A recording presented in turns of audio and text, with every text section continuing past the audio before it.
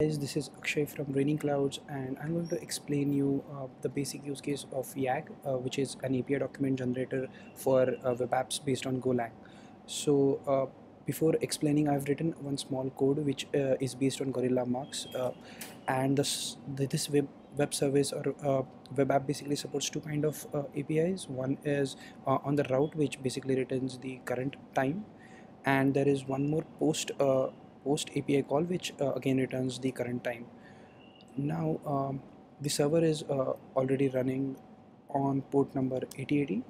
So let me start with sending some dummy calls. So let me send the first dummy call to the route, okay, and it returns me the current time.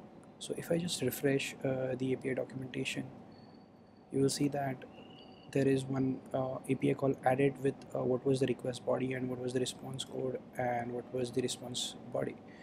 And yeah, so there is a request body as well as the response body. So if I now send one more request, it will add one more API call to the same route because of the body was different. Now if I change the route to testing, and if I refresh the documentation, it basically adds one more route where it will give me all the details about that route.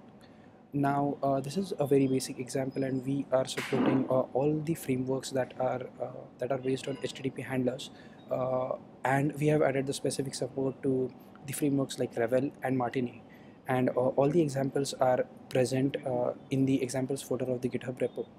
And one more thing, I mean, if you want it to be off, you just have to change this boolean to false, and the YAAG middleware will not record any of your API calls. So that is how it works. So if you want to start recording your API calls, you just have to change uh, this boolean value in the YAAG config.